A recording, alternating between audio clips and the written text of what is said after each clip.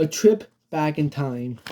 Each I Survive book takes me on a trip back in time. Sometimes I get so deep into my research that I imagine I really am in the midst of events that happened decades or even centuries ago.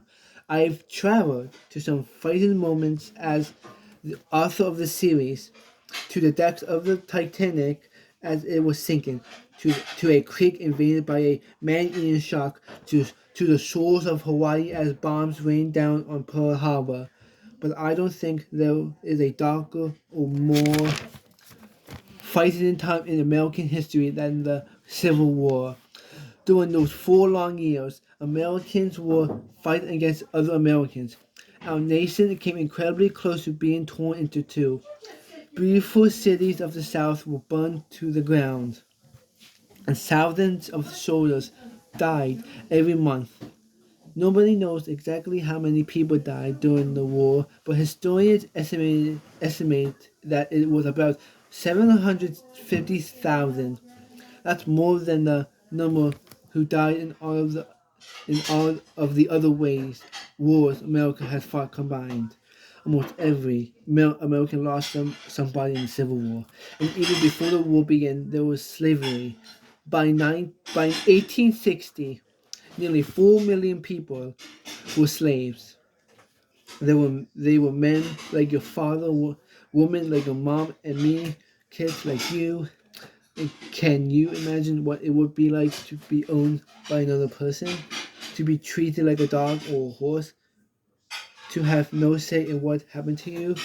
To try to understand this time in history, I read 31 books, histories, diaries, novels, biographies, and autobiographies. I studied maps, watched movies, stared at photographs taken 150 years ago.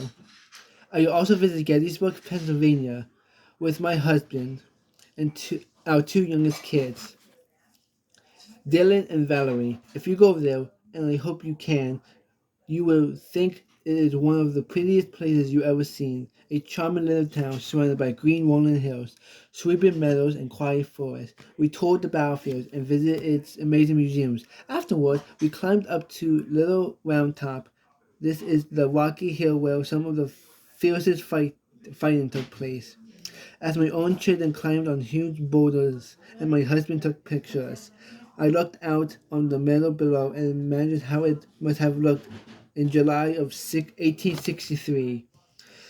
There were thousands of dead bodies in the grass by the last day, each one someone's son or husband or brother or best friend.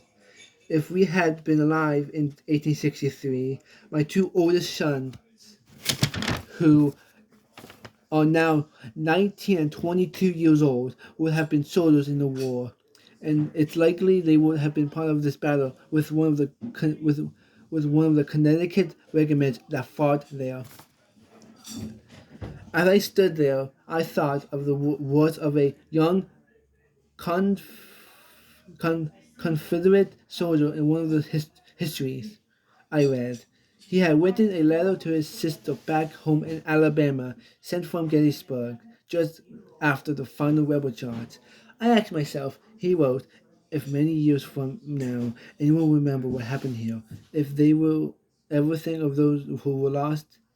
Yes, I wanted to tell him, we remember.